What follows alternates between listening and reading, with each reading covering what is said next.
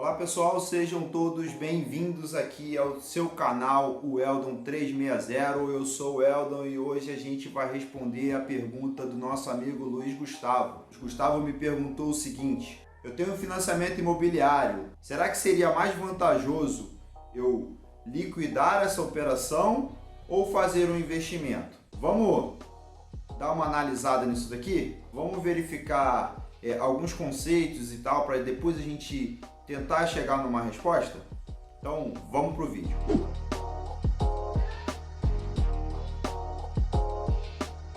Bom pessoal, antes de mais nada a gente precisa entender a diferença de endividamento, tá? O que seria de fato você estar endividado ou você ter um crédito. Às vezes você tem uma operação de financiamento e algumas pessoas confundem isso com estar endividado e o conceito é diferente, tá?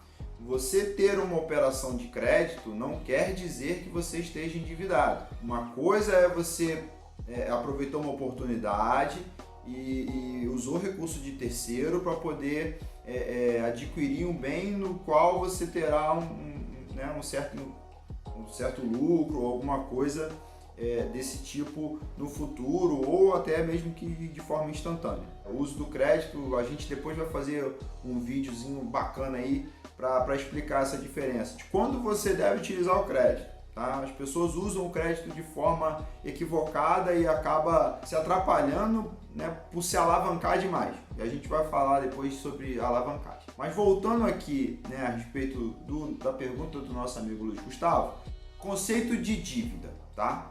O que é a dívida? Você tem a dívida bruta, beleza? Que é o valor de tudo aquilo que você deve hoje. Você tem a dívida líquida. E o que é a dívida líquida? Você vai pegar a sua dívida bruta, como eu falei, é a soma de todas as operações de crédito que você possui hoje, tá? Cartão de crédito, empréstimo, financiamento do veículo, financiamento do imóvel, tudo isso. Você vai reduzir disso as suas disponibilidades. O que é a disponibilidade? O seu caixa, tá? Tudo aquilo que você tem investido de forma líquida, tá? Não conta o imóvel. O imóvel é um ativo imobilizado. Se você morar nele, então menos ainda, porque ele não te gera renda. Ele até te gera custo de oportunidade, mas ele não te gera renda. Então, ele é um imobilizado, tá?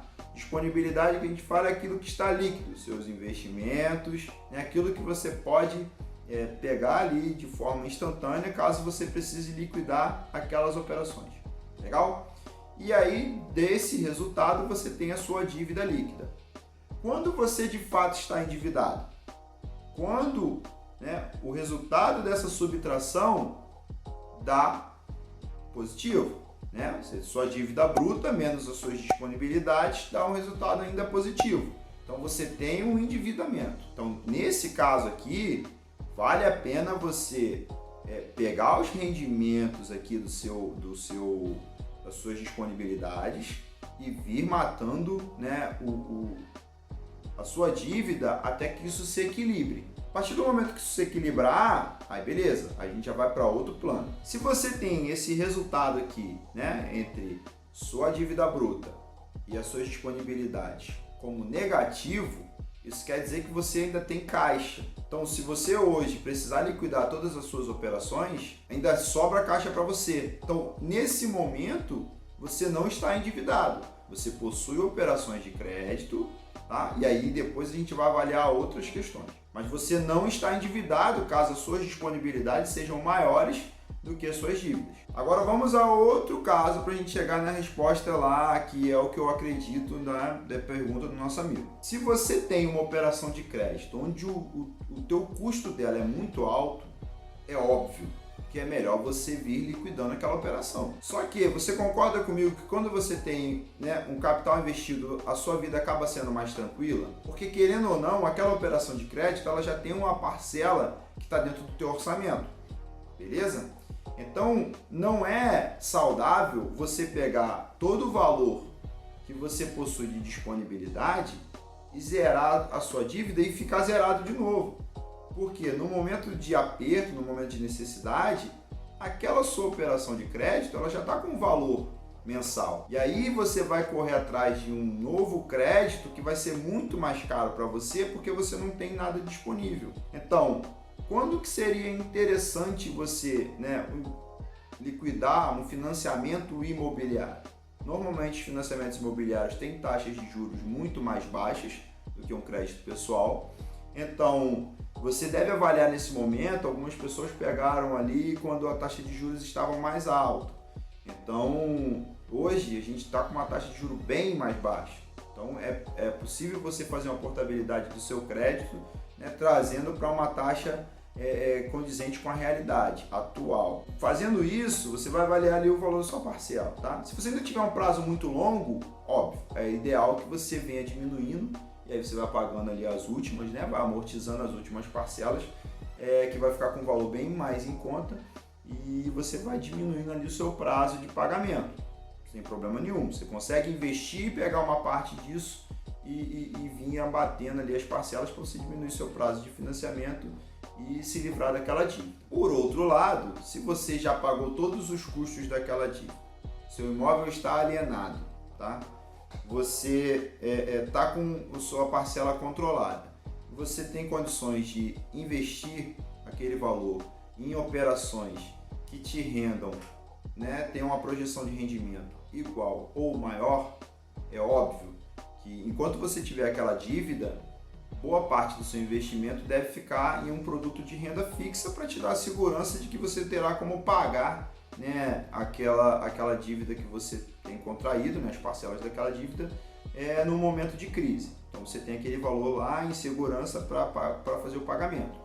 Mas você pode pegar um percentual do valor que você investe mensalmente e colocar em outros investimentos mais arriscados, como ações, né, fundo de investimento imobiliário, entre outros, de modo a você conseguir ampliar a sua capacidade de rendimento mensal, vamos dizer assim, né? A gente entende como rendimento mais o anual do que o mensal, porque nas ações, tem ações que pagam dividendos trimestralmente, bimestralmente, anualmente, às vezes nem anualmente pagam um ano, no outro não pagam, né? Então às vezes não tem recorrência. Tem empresas que nem pagam, então você tem ali, né, um acréscimo de patrimônio de acordo com o resultado das empresas, porque elas reinvestem o valor que ela distribuiria para o acionista, que é o lucro dela, tá? Então assim, você deve liquidar uma operação de crédito imobiliário que tem um prazo longuíssimo e tal. Eu particularmente levo as minhas operações de longo prazo, tá? Eu vou pagando a parcela,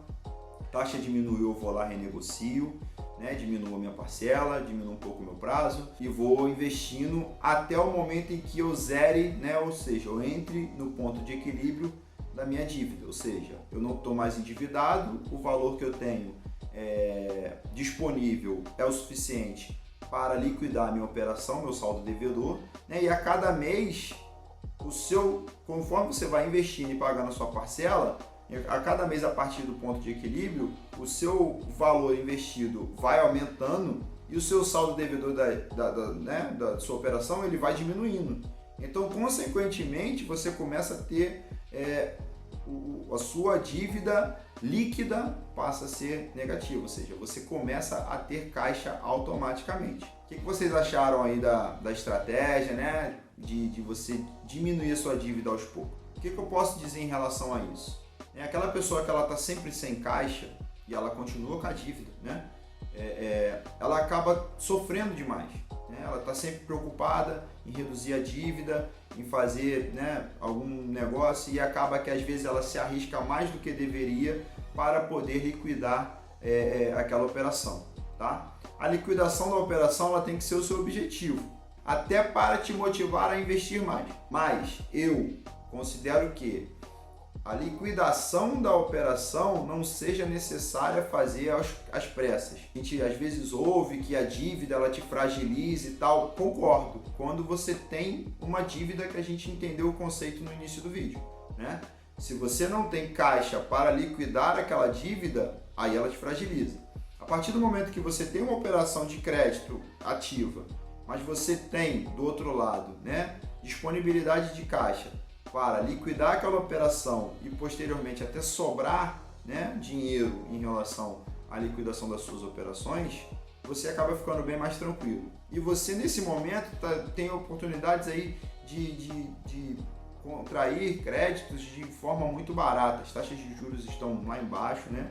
É óbvio, você pode procurar alguns bancos e as taxas ainda não estarem atraentes, mas você pegando aí taxas pré-fixadas em torno de 1%, 1 alguma coisa, na realidade que o Brasil tem, né, e historicamente falando, né, em relação à taxa de juros, você consegue investir em outros negócios que te dão margem aí maiores. E aí vamos dizer que se você tem um crédito que você paga 1%, 1,5%, 1,8% ao mês e você consegue girar no teu negócio, por exemplo, né, com uma margem, aquele capital te dando uma margem de 10%, você tem uma margem líquida de 8%.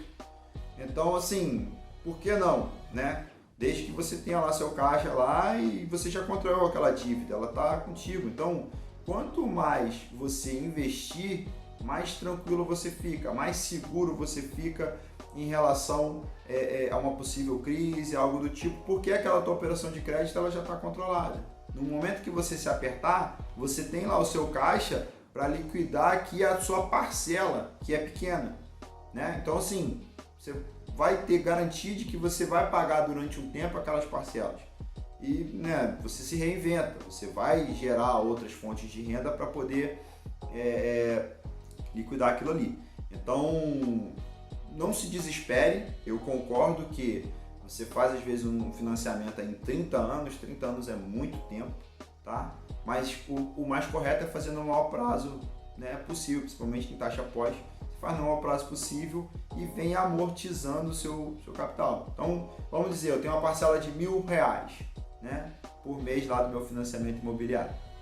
E eu consigo aplicar, fora esses 1.000 que eu já, né, pago lá por mês, e que normalmente são decrescentes, eu consigo aplicar mais R$1.000, né, no investimento. Pega ali R$200, R$300 no mês, né? Eu considero o seguinte, investe durante o ano, os 1.000, e aí quando você chegar em um mês, sei lá, em dezembro, em janeiro, né, você vai lá no seu banco e fala assim, ó, eu quero pegar aqui, vamos dizer, você investiu 1.000, eu quero pegar R$3.600, eu quero abater aqui de parcela lá de saldo devedor, tá? E nisso você vai se motivando aí, ampliando aquele investimento ali, que é para você amortizar mais. Você entendeu? 30% do valor que você investiu por mês, você foi lá e amortizou sua operação e diminuiu o seu prazo, né, durante um tempo, continuou pagando a sua parcela ali todo mês e continua investindo para o próximo período. Eu falo isso para você não ter que ficar em todo mês lá e amortizar a operação e tal. Hoje a gente até tem meios digitais que você às vezes consegue fazer isso. Mas com as taxas que você tem hoje, não faz muito sentido você perder tempo todo mês olhando isso. Vai lá, investe, né, tem um rendimentozinho ali e uma vez a cada 6 meses, uma vez por ano, você vai lá e faz a amortização da sua operação e bacana. O resultado no final é muito parecido, tá, do que você fazer todos os meses.